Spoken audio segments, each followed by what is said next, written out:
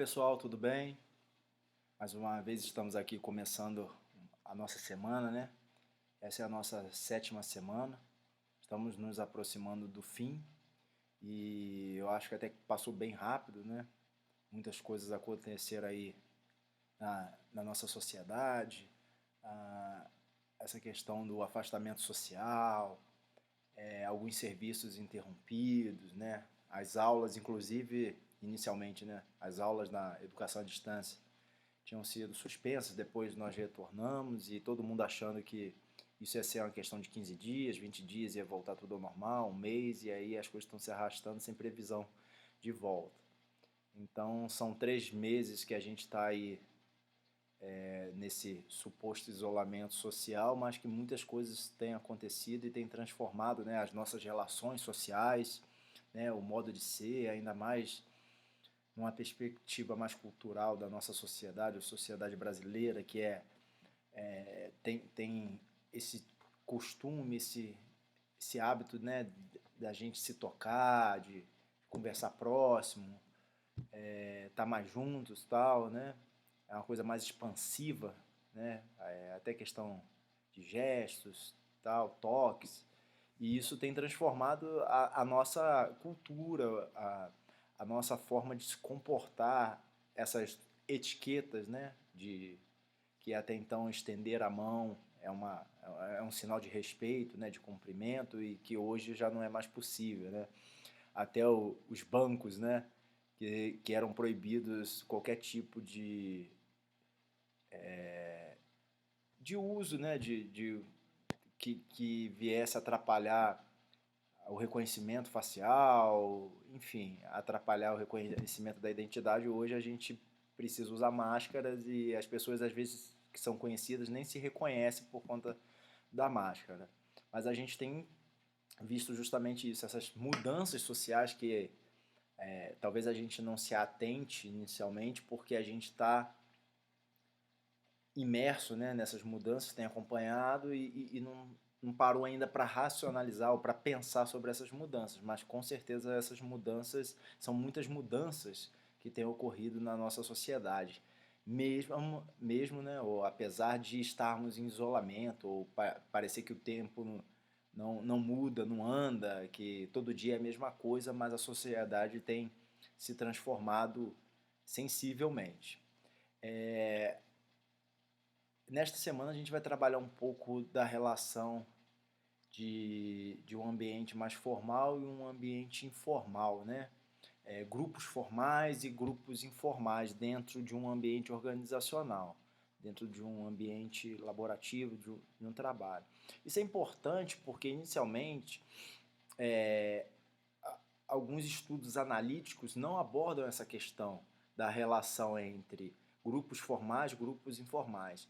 Num tipo ideal, de uma maneira mais formal, uma análise mais formal, se cria um organograma de uma empresa, de um ambiente, se estabelece a, as diretrizes, as ocupações, as funções dos empregados, né? Se cria as hierarquias dentro de um ambiente organizacional, mas não se atenta para a questão de novos grupos ou grupos distintos daqueles grupos pensados, planejados, organizados dentro do ambiente organizacional. Esses grupos que formam naturalmente, ou de uma maneira mais espontânea, são grupos chamados grupos informais, né? Todo ambiente organizacional, em maior ou menor grau, temos ambientes, grupos informais. E, afinal de contas, esses grupos, dentro do nosso fórum, dentro da nossa semana de estudos, nós veremos se eles são benéficos à organização ou se não tem uma perspectiva positiva, ou seja, podem atrapalhar a organização. E qual o meio de equacionar, né, dentro de uma organização, dentro de uma estrutura, dentro de um pensamento formal, como podemos equacionar, equilibrar a existência desses grupos informais. Veja, em maior ou menor grau, você dentro do seu ambiente de trabalho ainda que exista toda uma organização, ainda que exista toda uma estrutura a ser seguida, com normas, com hierarquias bem delimitadas, bem definidas, você, de alguma forma, deve participar de algum grupo informal, né?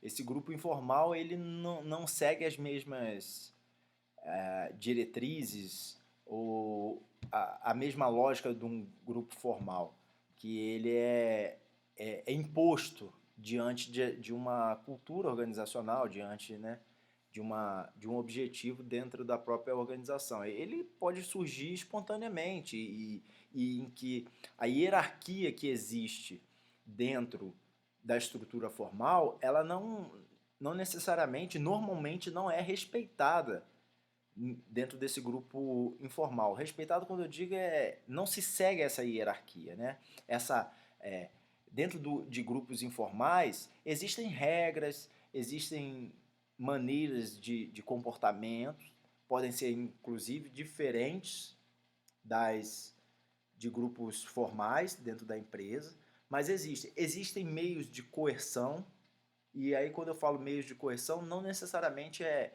no sentido negativo de fazer com que oprima o indivíduo, não é nessa perspectiva, mas que faça com que dentro de uma lógica do grupo informal se siga determinados parâmetros, regras, comportamentos, etiquetas, visões de mundo, inclusive. Então, o grupo informal, ele também tem uma estrutura própria. Ele não é um grupo por ser informal, porque ele não está dentro da formalidade da empresa, né? Dentro da cultura organizacional. Mas ele existe, pode existir inclusive hierarquias, e essas hierarquias de líderes, de pessoas mais influentes, não seguem aquela hierarquia formal. Não necessariamente o gerente ou o diretor é um líder do grupo informal. Pelo contrário, ele dentro desse grupo informal ele pode ter muito menos voz. Os laços que surgem ali de maneira espontânea seguem outros parâmetros. Só que esses grupos informais eles podem interferir, seja positivamente como negativamente no ambiente organizacional. Podem se opor a determinadas regras, podem se opor a determinadas diretrizes, eles podem atrapalhar o funcionamento da própria organização. Então nós veremos até que ponto esses grupos informais, podem afetar uma organização. E veja, isso, a intensidade desses grupos informais varia, né? De organização para organização e de cultura para cultura. Nós, como nós vimos na terceira semana sobre a cultura organizacional de uma empresa, ela está em diálogo com a cultura mais ampla. Nem que esse diálogo seja um diálogo que possa trazer algum tipo de ruptura ou até descontinuidade, né? Incompatibilidade entre uma cultura mais geral, em que esses indivíduos, como integrantes de uma sociedade mais ampla, estão inseridos, e de uma cultura mais específica relacionada ao ambiente de trabalho, que tem a ver também com a própria missão da empresa, os objetivos da empresa. Então veja que a gente tem um diálogo a todo momento dessas duas esferas, né, culturais, uma cultura mais ampla e uma cultura mais específica, direcionada. E por sermos, né, a nossa cultura sem estigmatizar, mas assim, de uma maneira mais simples, superficial talvez, nós vivemos numa cultura até de uma forma mais informal, esse aspecto que o da Mata chama de jeitinho brasileiro, né? Em que as coisas são resolvidas de uma maneira mais intimista, né? As pessoas se tratam, o carinho que as pessoas têm uma com a outra se demonstra, por exemplo, em que você chama a pessoa pelo apelido, pelo diminutivo, Joãozinho, Pedrinho, ou quando você, né, você coloca o nome da pessoa pela metade, por exemplo, né? Restringe ali, porque mostra o quê? Uma proximidade, uma cultura em que a gente às vezes valoriza muito essa proximidade. Quando há um distanciamento, quando existe uma,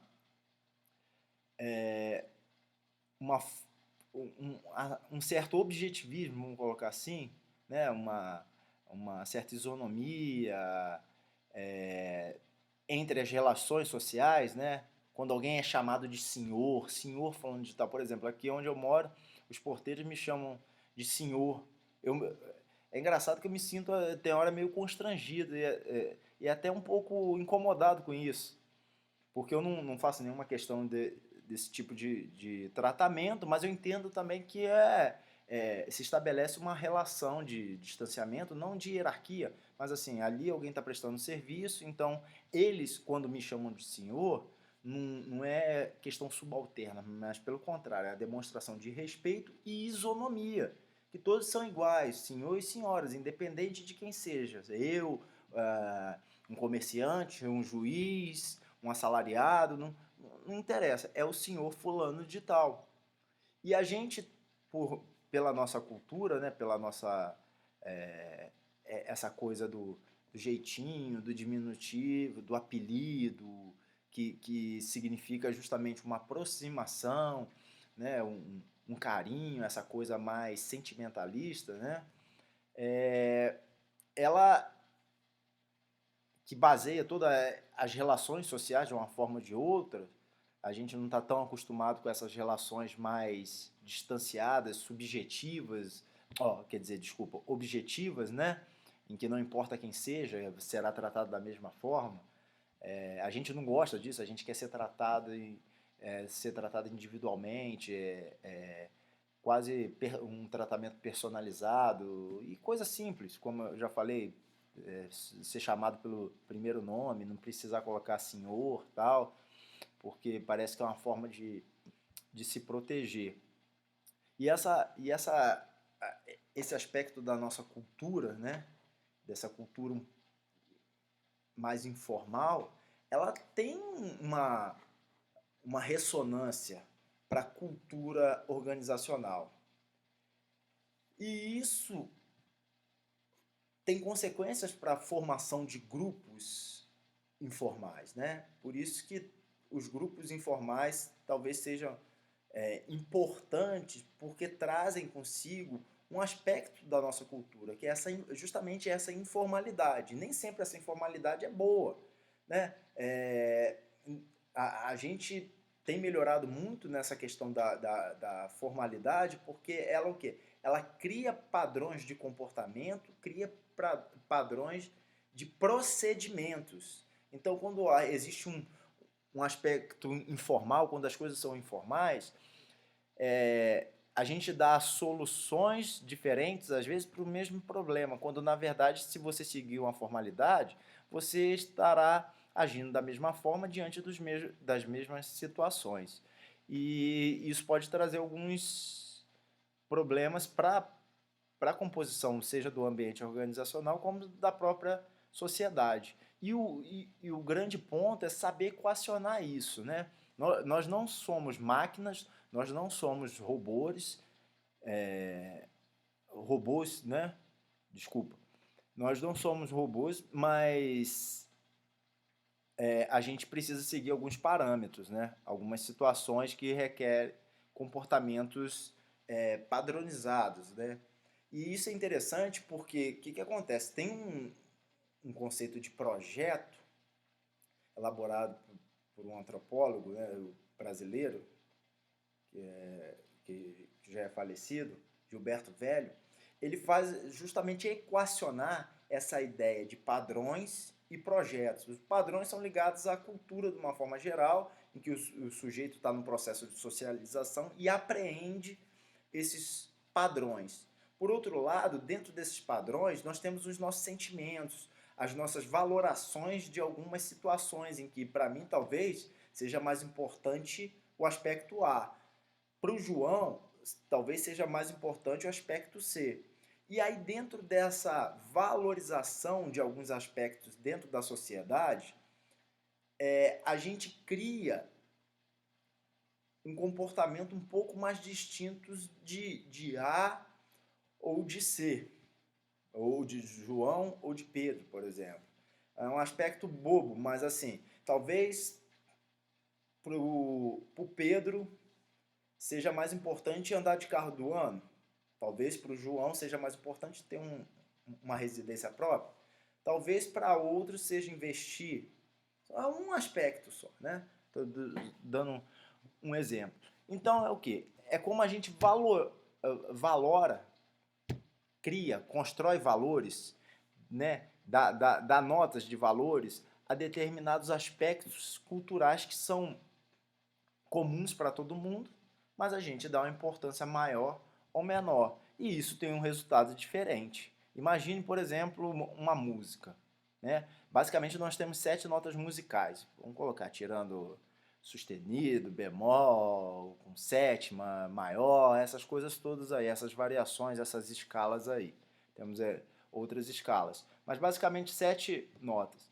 Quando a gente pega essas 7 notas e faz o arranjo de maneira diferente, usando as mesmas 7 notas, mas a gente coloca uma nota mais longa, a gente coloca uma nota com um compasso menor, tudo isso, as mesmas 7 notas vão produzir sonoridade diferente e o chamado, vamos colocar aqui vulgarmente, de ritmo diferente. Ou seja, são os mesmos valores, mas que a gente atribui de forma diferente. Em uma música a gente coloca com uma nota um pouco mais longo, Lá mais longo, o outro a gente coloca com Lá menos longo, com compasso menor, vamos colocar assim, e isso vai produzindo resultados diferentes. Então veja que isso vai transformando, os mesmos aspectos vão transformando a sociedade e o próprio indivíduo de uma maneira diferente. Portanto, os grupos formais, como eles lidam com essas situações de maneiras diferentes, eles podem produzir, né, porque nós temos a organização dentro de todos os parâmetros estruturados, formais, só que por não sermos justamente máquinas, nós temos os nossos projetos pessoais no sentido de como nós lidamos com aquilo tudo, e isso interfere na própria organização. Se houver uma discrepância muito grande entre os valores organizacionais e os valores dos indivíduos ali, isso pode causar uma ruptura e até um problema para a própria organização. E isso é interessante para a gente ver no nosso ambiente de trabalho como você como administrador, você como gestor, como esses grupos formais interferem no próprio ambiente organizacional. E aí, lembrando da nossa escola de relações humanas da segunda semana, que isso é um aspecto que pode ter um viés muito positivo, porque é necessário que a gente saia um pouco daquelas funções, né, burocráticas, às vezes, funções técnicas, para você dar uma relaxada, para você criar alguns laços. E esses laços vão gerando sentimentos de pertencimento, de reconhecimento, de valorização, que às vezes essas valorizações que se dão em grupos informais, elas não ocorrem em grupos formais. Você às vezes não consegue ascender na empresa, na instituição. A gente sabe, por exemplo, quem é do setor público, sabe que existe, nós vimos isso, salvo engano, na semana passada, dos papéis sociais, do administrador e tal, em que alguns colegas colocaram, né, da dificuldade, às vezes, da questão técnicas, das escolhas dos administradores e de algumas determinadas funções, o toma lá da cá e tal. Então, o que acontece? É justamente nesses grupos formais que às vezes você não tem aquele reconhecimento pela instituição porque há uma dificuldade, você não ascende às vezes por questão, ascende na instituição por uma questão de mérito, são outros critérios, há é amarrado como você pode ser promovido, não depende só do seu esforço, tem que ser indicação, uma série de coisas em que esse aspecto de descontentamento com a instituição, quando você olha às vezes para uma pessoa que está lá na direção, principalmente instituições públicas, na direção que foi indicado e tal, você olha assim, poxa, eu poderia estar fazendo um trabalho muito melhor. Talvez esse grupo informal seja um suporte para você, para reconhecimento da sua qualidade, do seu trabalho, de trazer satisfação do seu trabalho, que apesar de eu não estar lá, eu sou reconhecido pelos meus colegas. E aqui não há uma relação de hierarquia no sentido de coerção, né? De eu estar submetido a uma chefia, mas eu conquistei o respeito dos meus colegas. E isso traz uma satisfação dentro do seu trabalho. Isso é importantíssimo também. Então, os grupos informais, eles são veículos de produção de ideias, de trocar ideias e transformar a instituição, seja empresa pública, seja empresa privada.